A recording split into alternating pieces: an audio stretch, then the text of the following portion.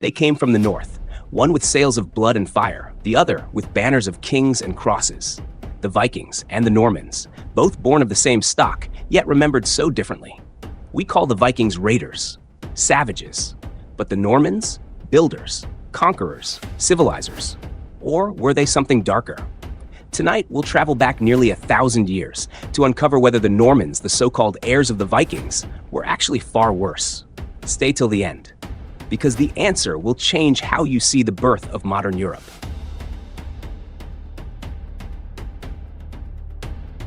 For nearly 3 centuries, the Vikings were the terror of Europe. They struck without warning, from the monasteries of Lindisfarne to the palaces of Paris. They moved like ghosts, following rivers deep inland, vanishing before armies could gather. But behind the image of berserkers and axes lay something more complex. They were farmers, traders, poets. They built settlements, forged alliances, and left their bloodlines across the continent. Still, to the men and women who saw their villages burn, they were the embodiment of chaos. And yet chaos would one day evolve into control. Because from the ashes of those Viking raids, a new kind of conqueror was born. In 911 AD, a Viking warlord named Rollo accepted land from a French king.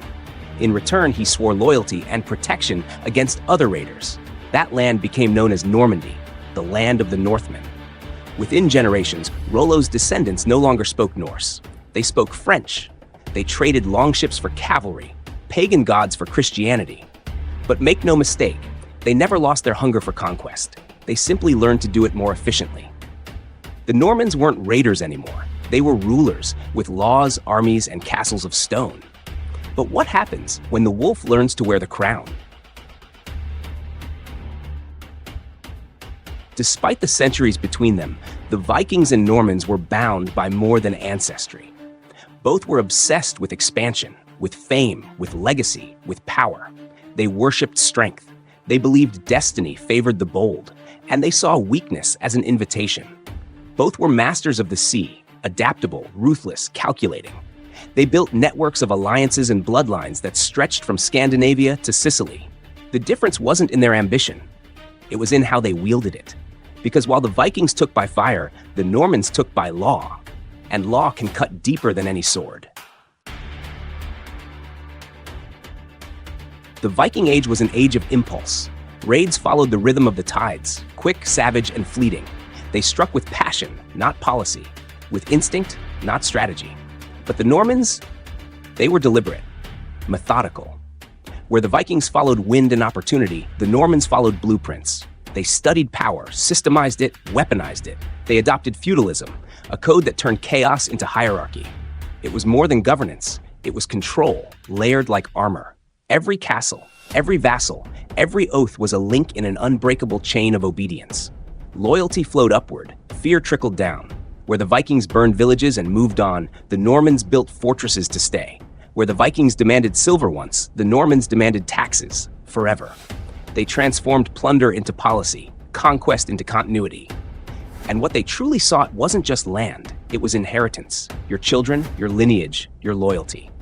They wanted to own not just what you built, but what you would build. Through their order, the world changed shape. Kings became administrators, knights became instruments, peasants became property. Every rebellion was smothered beneath stone and law. But beneath this illusion of civilization, something darker pulsed.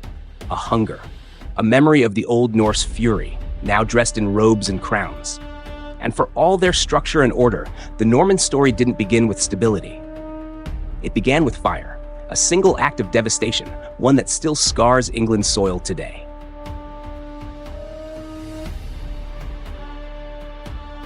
In 1069, a rebellion rose in northern England against Norman rule. William the Conqueror, the most famous Norman of them all, responded with fire. For an entire winter, his armies burned every village from York to Durham. Crops destroyed, cattle slaughtered, thousands left to starve in the snow. The Domesday Book would later describe the region as waste.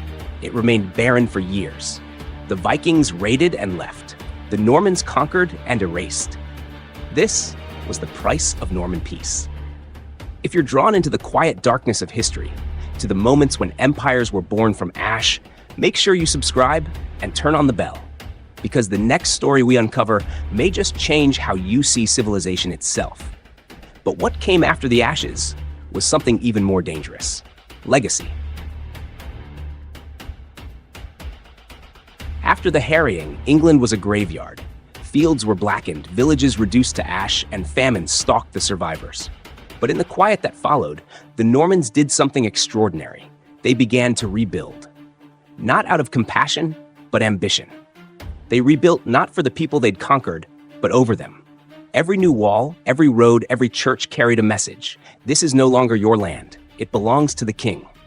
William and his barons didn't simply rule England. They reorganized it. The land was surveyed in meticulous detail, culminating in the Domesday Book, a record so thorough it was said to rival God's own judgment. Every acre, every ox, every villager's name, cataloged, taxed, and controlled. They introduced feudalism, binding every man to another by oath. The peasants served the knights served the barons, and the barons served the king. Power flowed downward, obedience upward. It was a pyramid built not from stone, but submission. To ensure loyalty, William replaced the old Anglo-Saxon nobility with Norman lords, men who owed him everything. The ruling class changed overnight. Those who once spoke Old English now bowed to masters who spoke French. Even the laws changed. The word of the king became the word of God. It wasn't just a conquest of land, it was a conquest of identity. The Vikings had taken lives and treasure, but the Normans took lineage, culture, and tongue. Within a generation, Anglo-Saxon England had vanished from its own soil. And yet, out of that destruction came something lasting. The Normans left behind cathedrals, castles, and the framework of monarchy itself. They built the bones of the British Empire, on top of the bones of the people they erased. Because while the Vikings ruled through terror, the Normans mastered something far greater: the art of permanence.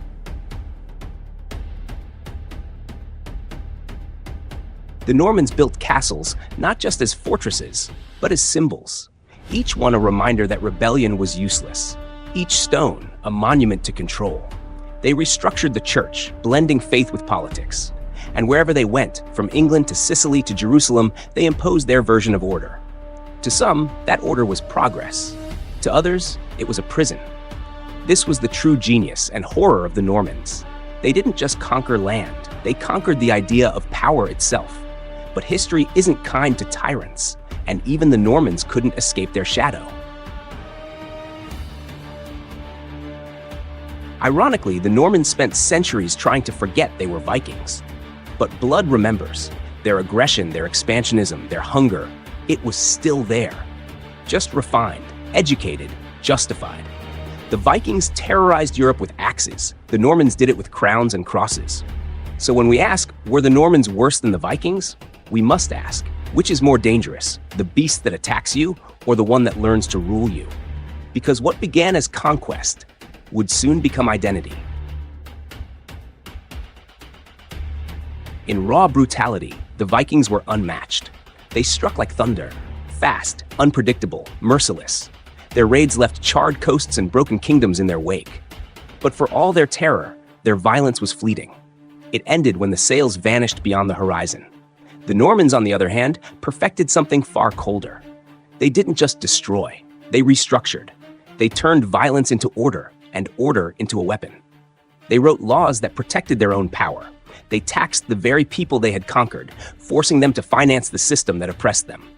They fused religion with governance, using faith not to save souls, but to sanctify submission.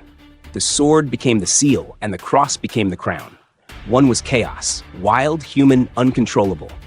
The other was control, calculated, permanent, systemic. And sometimes control leaves the deeper scar. Because chaos fades, it burns, it kills, it passes. But control reshapes everything: the land, the language, the very way people think. The Vikings left behind sagas, stories of gods and heroes. The Normans left behind kingdoms, fortified, efficient, and unyielding. And their architecture still casts its shadow across Europe, cold stone reminders of conquest turned into culture. So perhaps the truth is this: the Vikings destroyed worlds, but the Normans created new ones upon the ruins of the old. And in doing so, they proved that sometimes civilization itself can be the most elegant form of conquest. The screen fades to black and white images of medieval Europe, echoing silence. History is written by survivors, but it's built by the ruthless. The Vikings taught Europe fear, the Normans taught it obedience, and somewhere between the two, the modern world began. So the next time you walk through a Norman castle or hear the word conqueror, remember this: civilization is never born gently. It's carved, in blood, in faith, and in fire. If this journey through the shadows of history spoke to you, like this video, subscribe, and turn on the bell. And when you're ready for more, watch the next story now on your screen. Because the deeper you go into history, the more you'll realize civilization itself might be the greatest conquest of all.